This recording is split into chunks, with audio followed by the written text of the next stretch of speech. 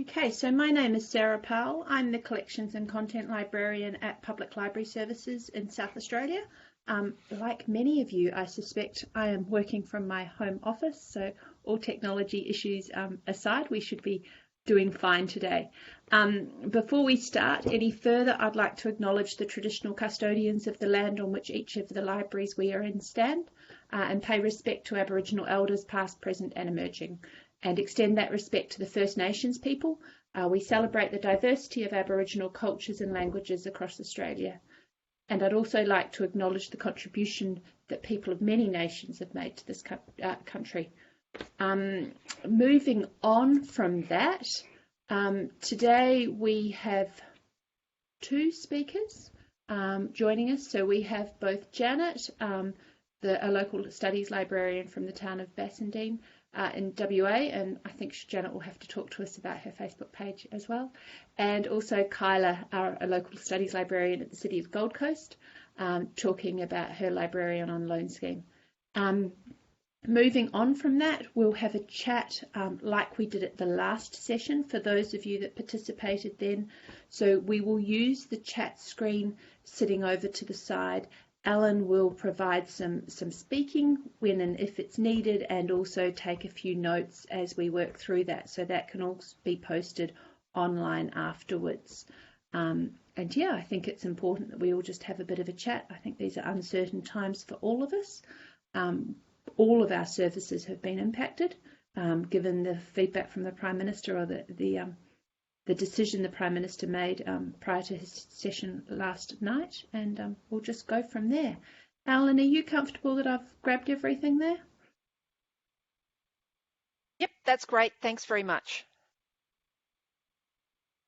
Okay, so we'll make a start. We're moving quite quickly, but Janet, if you're online and would like to come in and start talking us through your Searching for Soldiers presentation, please.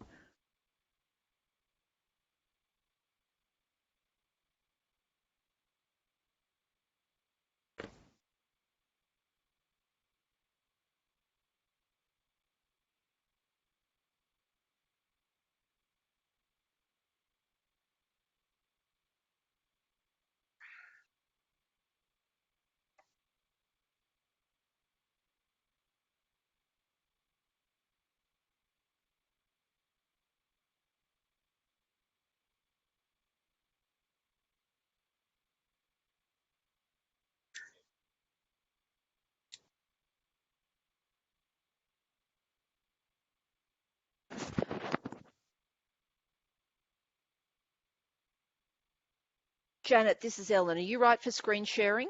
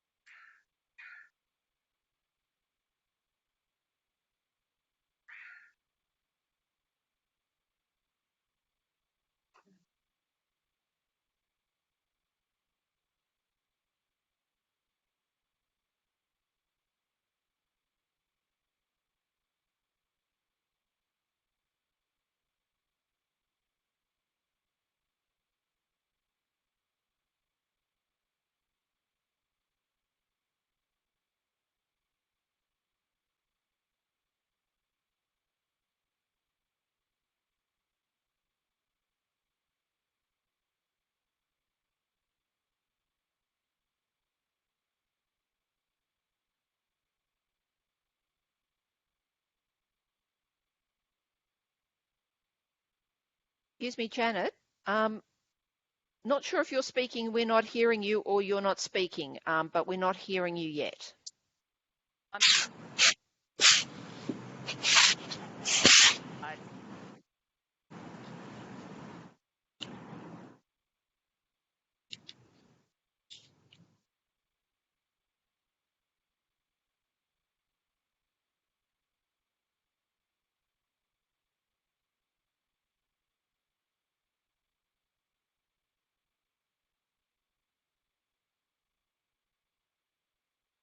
Janet, I'm from Bassendean. Janet, you're going to have to speak a lot louder. We're not hearing you. Okay, so I'm speaking really loudly. Is that much better? Can you now? Yes, that's excellent. Thank you. Okay, no problem. We're getting there. Okay, so thanks everyone for tuning in. As you can see from my slide presentation, I'm going to be talking through how to search for soldiers. We're looking at World War I and World War II. So, the next slide that we are looking at how to search for World War I, and then I'm going to give you some examples of how to apply that military research, and then we'll move straight on to World War II and how to apply that military research. So the next slide is that I'm going to give you some background about the history of our library, not in depth or anything, and I hope this is really helpful for people. It may not be a high priority at the moment, searching for soldiers, but okay, so our library opened its doors and is named the Bassendean Memorial Library because we are on the site of the original site of our war memorial. So to the side, you can see a picture of our war memorial, and it is honouring those people who passed away in the First World War. What you're looking at is face A of our war memorial, and the other sides of the faces of the war memorial list people who returned as well. Something to note, you'll see that our names are not all in alphabetical order, and if you look down the bottom, you'll see there's two young brothers, and I'm going to be using them as an example today. So the war memorial was moved so we could build a library, and that's why the name is Memorial in our library. A bit of confusion because Bassendean used to be called West Guildford, and the suburb was changed its name in 1922. And Bassendean is a place in Scotland that was where Peter Brune, who was the first colonial secretary at the Swan River Colony, it was his ancestral estate. So he came out to the Swan River on the Parmelia with Captain James Stirling, and who was later governor, and their wives were friends. Okay, so our memorial, as I said, is a bit different. It's got four faces, and it lists those who returned. So not all war memorials have that. Reason you might want to know about a war memorial is because that's where I got some names from. But if you don't have names for your soldiers, I'm going to show you, hopefully, how to find those where you can find some names. And it may be that you're operating out of an honour board or just have some names that someone's told you. So this is a bit of my journey and how I trace things. So I started from the memorial. So many soldiers were born elsewhere but enlisted in West Guildford, and they're often related to each other. As I said, the young brothers are on there. There's a lot of other brothers and family. It's a result of high patriotism and a small community. So many soldiers received gallantry awards and were mentioned in dispatches. That's another line of research that you can do, tracing who's there are 10 names of soldiers that could be on our war memorial, but are actually on a neighbouring war memorial. And that is something else to keep in mind that you might want to check the nearby war memorials. And also, our soldiers enlisted in both wars, the First and the Second World War. So then I went back and checked, did anyone serve in the Boer War? So just be aware, because I was on a learning curve for about 8 years with this, that soldiers could be in both world wars. One of the most exciting things I learned was who made our war memorial, because we did not know. So thanks to Trove newspapers, I found out it was two ex-servicemen, Wales and Gillies, and they were also present at the actual opening of the war memorial. Okay, so on to World War I. This is the key. To identify individuals, so you might have a name, you kind of need to match up the unique service number.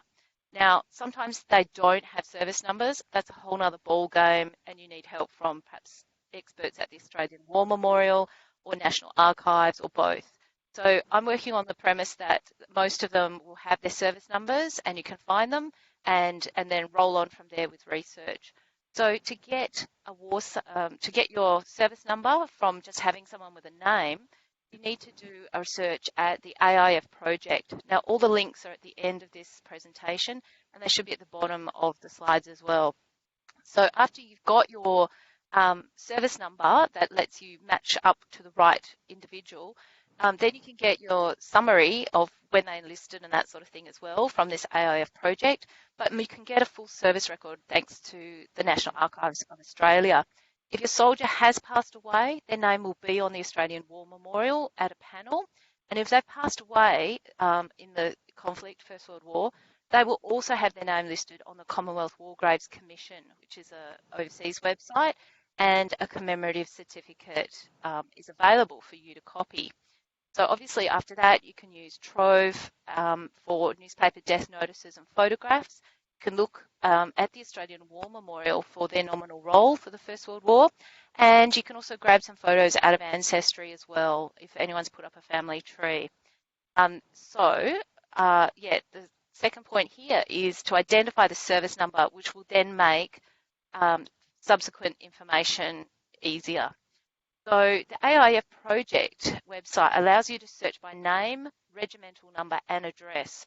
So on this slide, which I hope you can all see, you'll see down the bottom it says restrict search to suburb, town, or state. So as well as all the names on my war memorial, when I did this search, I actually found a whole lot of other soldiers, about 60 to 80 soldiers that could be eligible for our war memorial, which sets up a whole nother thing. But this is a way to find people if you don't know their names. Obviously, if you know their name, you can enter it and get some results. So this was my search for Francis Henry Young. His number is 4631, and I knew that he was on our war memorial. So looking at his entry here, it's telling me that he was 19 when he embarked, and you can see what unit he was in. It's definitely him because he's in West Guildford, WA. And scrolling down, now it's talking about Villiers-Bretonneux Cemetery up the top. So you know, and I know that he's on phase A, so he's passed away. Okay. So because he's died in the war, he either is killed in action or died of wounds. They're my military acronyms. The thing is, I can go to this Commonwealth War Graves Commission, and you'll see down the bottom you can tick First World War. I can fill in the details and do a search for him. Then I get up a Commonwealth War Graves entry on the website, and I've changed soldiers, and I've put in Ben Harold Bailey. You might notice he's got a very low number. He's 272. So that's something to be aware of. The smaller your number, the earlier your soldier enlisted. Okay, so you can tell how old he was, and he's our ANZAC. So further down on the Commonwealth War Graves screen, if you scroll down, you need to go right down to the bottom where it says download commemorative certificate as a PDF. And behold, this is what a commemorative certificate looks like. So he's buried at the Lone Pine War Memorial. And a single commemorative certificate isn't that exciting on its own, but group them together and you've got a display, and I'll show you one later. Okay, so a next stage in this research process is then to go to National Archives and to see if we can get the complete service record. So by doing a name search, I'm clicking World War I as my search category. And I could obviously put in the service number here. You get that option when you choose that category of records. I'm back to Francis Henry Young, and on the right-hand side of the records result, got view digital copy, which is just that little icon on the right-hand side, so you can download or print out the digital copy. And this is a screenshot of what that copy looks like. So the service record is really amazing because you get a description on the next page of what they look like, their height, their eye colour, and also their any distinguishing marks. So this is definitely one of my young brothers, and as you can see, it says at the top, it's page 1 of 52 pages. Now the service records can be as little as 8 pages or as much as 70 pages, depending on how long your soldier served and how many medical things they had. Sometimes you can really jag it and get some great stuff out of the service record. You can get letters from next of kin. You can get all sorts of heartbreaking information. So moving on, you can get Trove. These are photos of my Francis and Frederick Young brothers, just showing you that when you start to put stuff together, you're getting much more of a picture. example of a letter from Trove newspapers to Mrs. Harmon, about her son. So, yeah, quite heartbreaking. Back to Ben at the Australian War Memorial, you'll notice in the illustration where the poppy is where Ben's name is listed on the panel. And you'll also see that the honour roll name projection is going to project his name up in the future. So it's another way of honouring our soldiers. So these are the links to those things that I was mentioning. And just very down the bottom is an honour board research guide. So it might help you if you're working off an honour board, not a memorial. Okay, so here's some applications. You might have heard of the Virtual War Memorial, which is available, and I haven't put up anybody, but Ben Bailey has been put up there, and also on the next screen we see Ernest Pirani. So he's been put up by somebody, and you can see here that you can register to upload stories, photos, that sort of thing. I've done that. But what I did do with my soldiers that passed away in the First World War was make a list and put them in order of death. It might sound a bit weird, but I did it because I wanted to know who died first, who died last, how tragic was it all, okay? By colour coding it, I didn't realise, but you can identify the different battles. So I had a query. Somebody was asking me who died in the Battle of the Somme. I'm not a military expert. I had no clue. I was going to run around and look up when was the Battle of Somme and then try and figure it out. But I sent her this list of my soldiers that passed away, and she came straight back and said, oh, all the green ones, Battle of Somme. I went, oh, yeah, great, thank you, sure. So the other thing that happened with this list of names in their death order was that the school children read out their names, which was very poignant at an Anzac Day service last year. So here's a picture of all those Commonwealth War Grave Commission certificates, commemorative certificates, not always straight, but it's showing the loss of these soldiers when they're grouped in the community. They're just laminated, colour printed and laminated. Okay, so about 2012, I thought I've got to get onto this and do a tribute, an online tribute, because it's going to be the centenary of Gallipoli in 2015. So the first part was to make add the names of soldiers to an online tribute that was available to be used. And then I realised, I've got to actually make two, because I'm going to make one for all the soldiers on our war memorial, but I'm going to make another one just for those soldiers who fought and fell. The next stage, I thought, okay, much later, I'll add photos and some text about the Gallantry Award winners and that sort of thing. But by the time I got back to do part two, there were signs of success. The community had already added stories and images. So it meant they were aware of it and they were also interacting with it. And the other kicker was great that local schools were using it for their Anzac Day information. So there's a link below to Discovering Anzacs. It started out as mapping our Anzacs, so please forgive me if I, in my head, call it mapping Anzacs, but it's really now Discovering Anzacs. So my entry is for people on the Bassendean War Memorial, and the next screen shows you some of the text that I've included, and you'll see photos that people have added to the right-hand side where they've taken it out of Trove or whatever.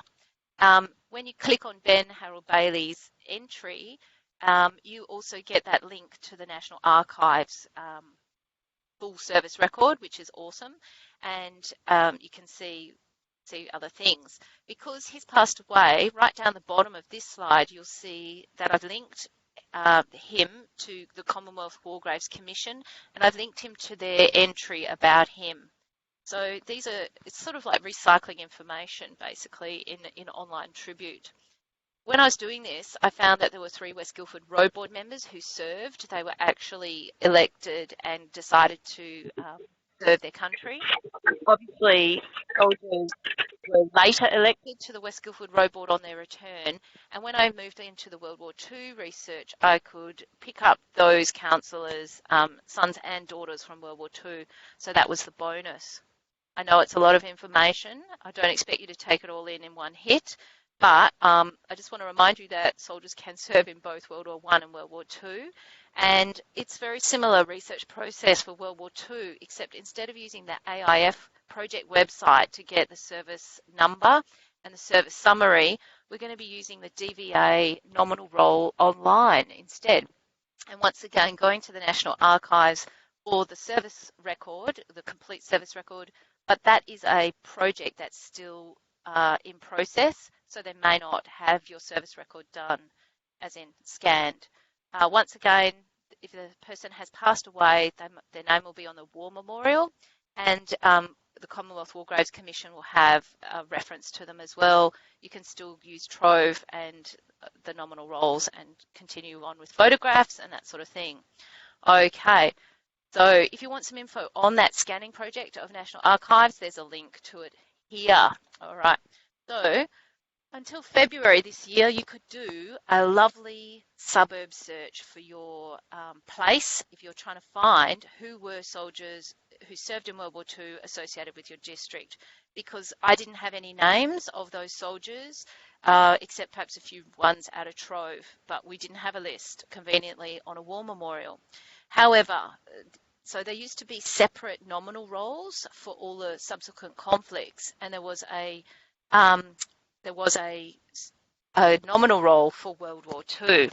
What they've done is combine all the nominal rolls at a single site search here, but we've lost the ability to do a place search as well. And you can't even search these nominal rolls concurrently. You still have to click and select your conflict. So you have to do a search for World War II, then you have to do a search for Korea, then you have to do a search for Vietnam, and perhaps the First Gulf War, and run it against all your soldiers. Okay, hope that makes sense. This is what it used to look like. I wanted you to see the place search on the side that gave us more search focus. Down the bottom, you'll see Bassendean, WA, and I've got place of birth, 231 records. So these are people who were born and served in Bassendean.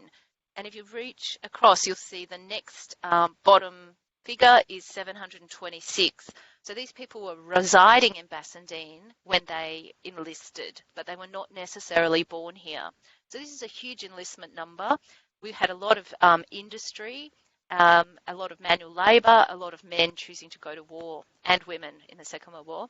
So I thought, let's start with the 231 and just do their place of birth.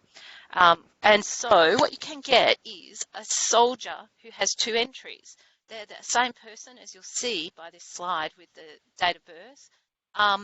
And yet, so Brian Baldock started off, I think he started in the Army and then went to the Royal Australian Navy, or it might have been the other way around. But you've got two entries, so just be aware that this can happen. All right, so this is a commemorative certificate from that for Brian, and it's got his service number as well. You can then do a Second World War search to get his full service record from National Archives, just having to choose a different category of records, obviously not World War I, pick World War II. So when you get his entry up, you'll see that you have to request the copy. It's not nicely scanned and available as in a digital copy up there, but it's definitely him. And the access status says not yet examined. So if you're going to request this to be opened, it's about $70 and upwards, which family often want to do.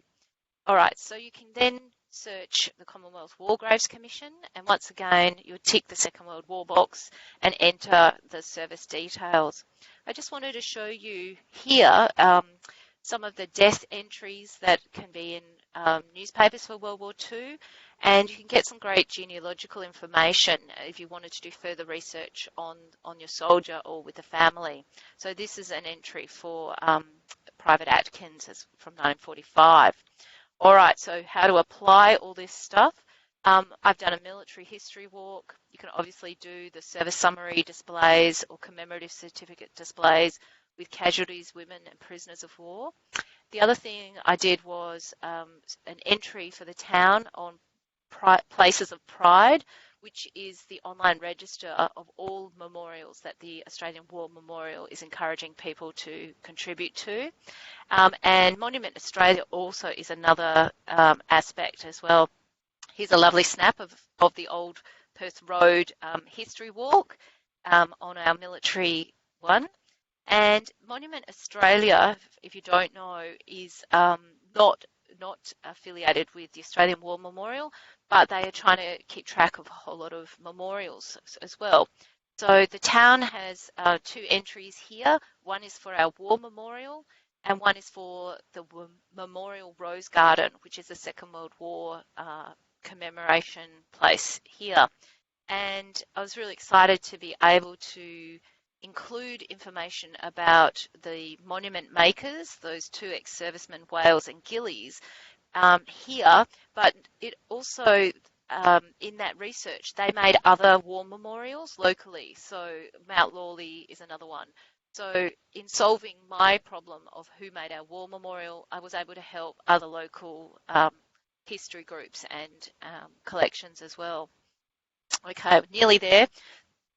Places of Pride is from the Australian War Memorial, and you can put up an entry for your memorial or whatever you want to put. If you don't have a war memorial, it can be other memorials like tree planting and that sort of thing, with a nice map. And you'll see that I put up some information about our 3 locations of the War Memorial, links to the Discovering Our Anzac tributes that I'd already made, and just some general information about it.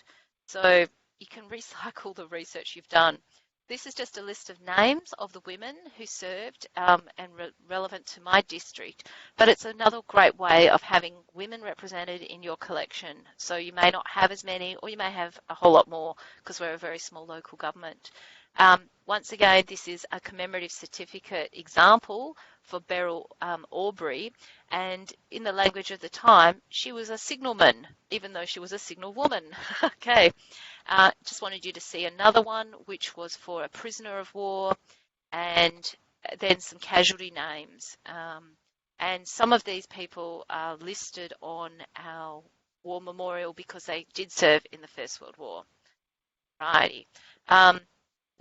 So just wanted to leave you with lovely photos. There's 3 of them of our service in the 1940s at our War Memorial. They're awesome because of the community. They're awesome because of the photographs showing buildings in the background, and they give a really sense of the time and the event and the ceremony involved. And you'll see that in this one, there's a bugler playing, so quite the action photo, and large crowds as we still have today. So this is at the end of the ceremony of that last post. I just wanted to leave you with a picture of our war memorial today, which has been relocated behind the library. And so that's it, folks. Thanks for listening. Happy to take any queries, inquiries, and yeah, although I'm not a military expert. It's been fun to research and learn. So I hope sharing those processes can help you, and you can go back to these slides and work it through. Okay, I'm done. Thank you.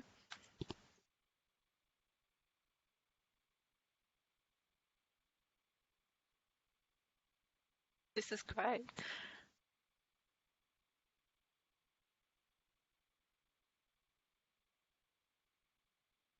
Helen, did you want questions after Janet's presentation, or did you want me to kick in with mine?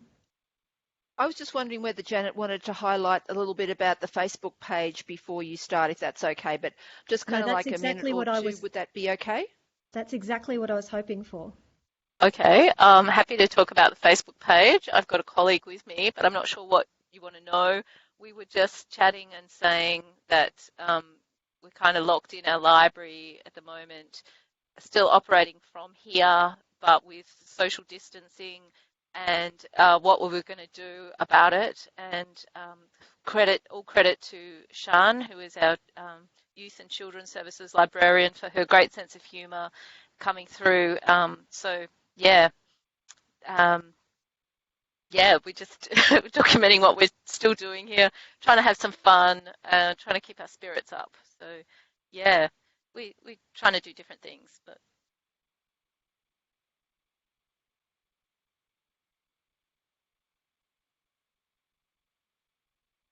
Does anyone have any specific questions they want to ask Janet about that, or will we move on to Kyla?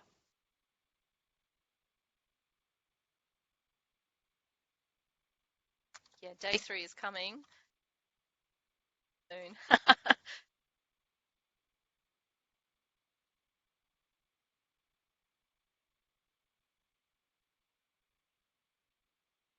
And we were going to say there was someone in Texas we heard who was watching us who's not very well.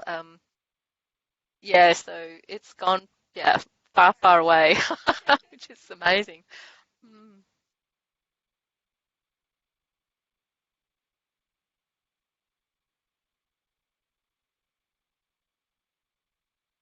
Well, maybe we'll go over to Kyla now. Thank you very much. That was fabulous. Thanks, Janet. That was awesome. Okay, guys, let's see if the technology works. Unusually, I've got a little crowd behind me today. We are camping out with appropriate social distancing in one of our open spaces. Now, can you see me and hear me at all? I can see chat still till I slide share. We can see you and hear you, Kyla. I apologise in advance. As you can see, super cash. It's going to descend as the days continue. All right, let's try share the screen.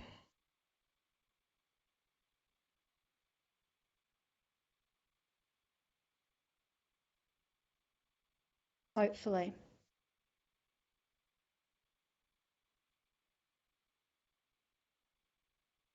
All right, can everybody see that okay?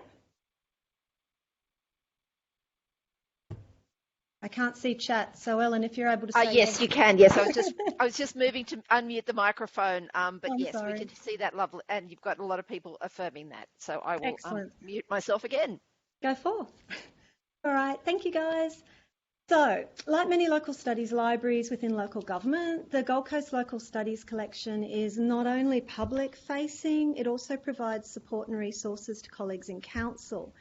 So while the City of Gold Coast does have a corporate library, it provides current resources that support staff in their roles, rather than sharing items that are specific or reflective of our region. In contrast, our collection's value to colleagues is in its historic resources and staff's ability to provide context and interpretation around it.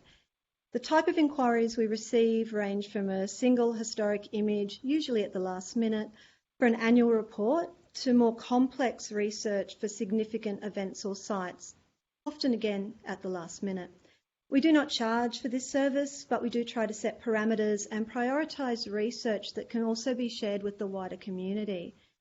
Our strong preference is to encourage and support colleagues to undertake their own work where they have the capacity to do so, at least in the scoping stage of larger projects, so they understand the scale of what they're requesting and can modify, with our support, their expectations of what's actually achievable or available. And that might be as simple as saying, that's an awesome idea. Let us bring out 7 trolley loads of items just to give you an indication of what might be available. We prefer to collaborate rather than to be consumed. This is always easier said than done, and in some instances we are directed to undertake work, but we do aim for a more collegial, collaborative approach. We've worked hard establishing connections within our organisation, which is quite a large council. We have particularly close relationships with Office of City Architect, or the Office of Architecture and Heritage, as they're now known, cemeteries, parks and recreational services, environmental planners, arts and culture, and on the Gold Coast libraries are a separate branch to arts and culture, and corporate communications. And this is due to a combination of factors: collection material that is directly relevant to their work or projects, general knowledge that we have of local matters and networks, corporate knowledge that some of our long-term staff hold, the ability to refer or recommend other avenues of exploration, the capacity and willingness and occasional confidence to respond to requests from the media, a willingness to work collaboratively, and a shared interest in local stories and histories, even if that's developed over time with a significant degree of encouragement on our behalf.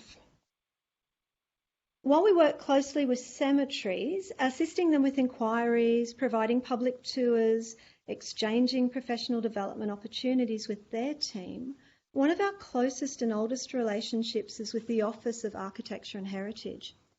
In Queensland, it's a requirement under the Queensland Heritage Act that all local governments keep a local heritage register or identify local heritage places in their planning scheme.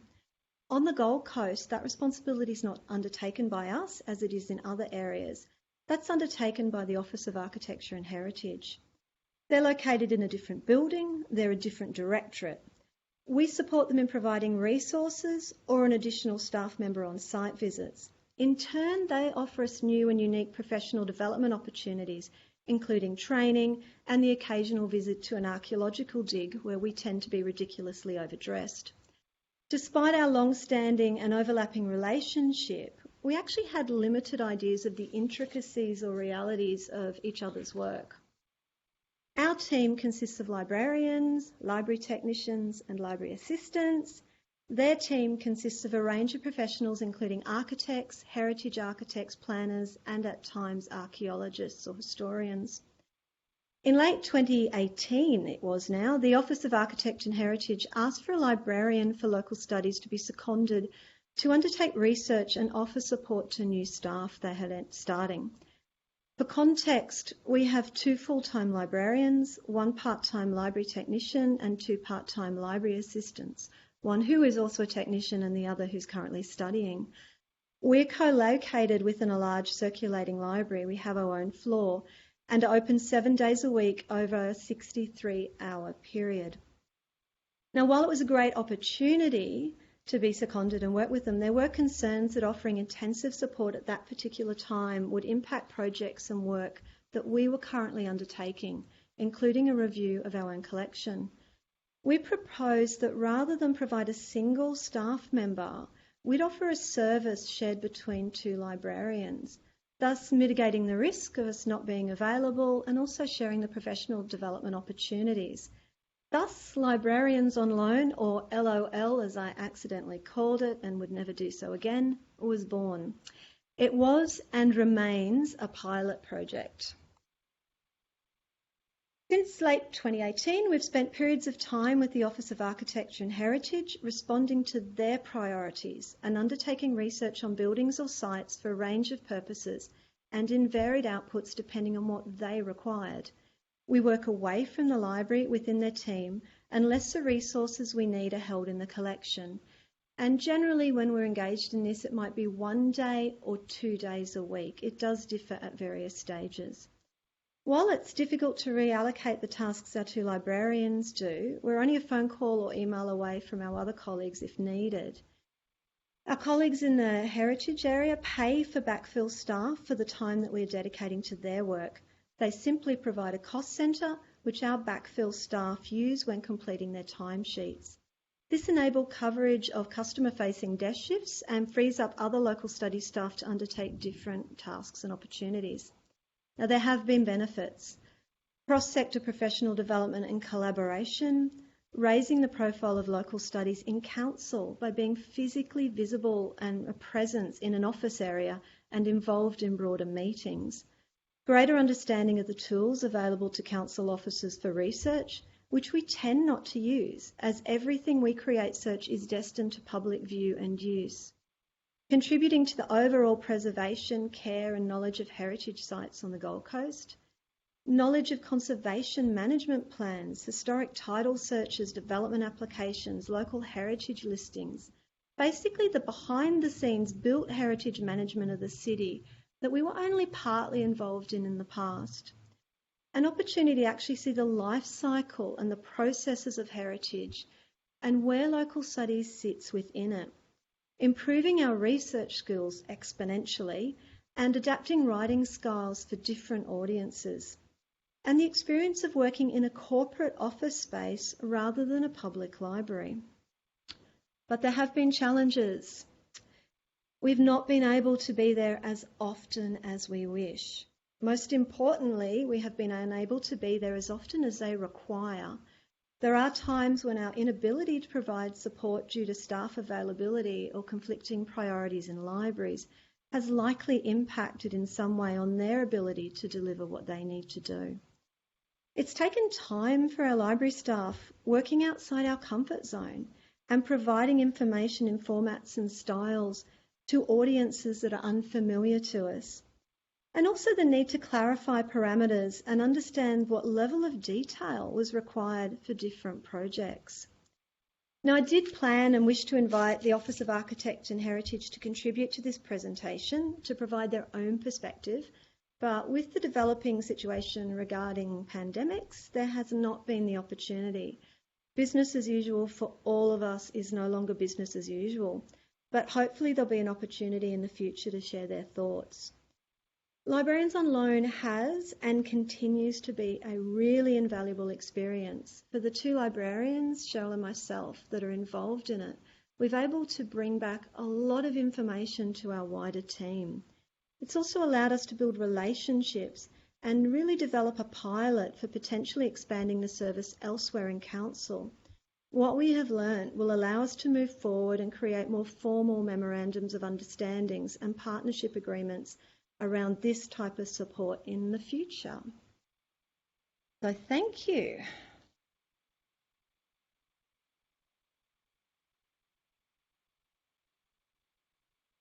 So that is me done. If there's any questions, I'm happy to answer them. Assuming you can still hear me and I haven't been speaking into a void for 10 minutes.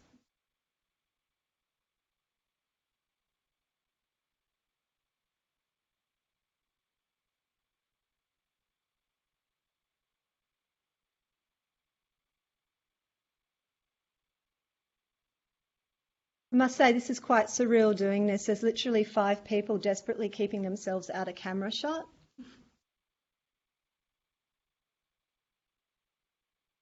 All right, cool. I might stop sharing the picture of our fabulous open space, which is currently handed over to one sole cataloguer in her lifetime dream of the most extreme social isolation you can imagine, enjoying every moment. But most importantly, everyone take care and stay safe, and I'll pass back to Ellen for the broader conversations to follow. Okay, so I'll unmute now, and we've got some questions for discussion, because that was a really popular thing last time. Now, I realise all our public events are cancelled at this stage, but maybe we'll start with what collecting have you been doing in light of the last discussion about the recent bushfires, cyclones and the current drought? Have any of you been able to take some of the learning from our discussion and start collecting? It'd be great if you could comment through using chat, please.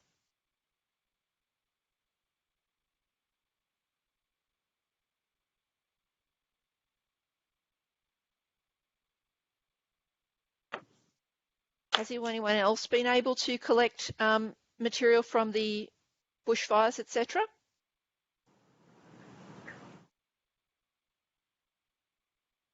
It would be great if you could put those comments through chat.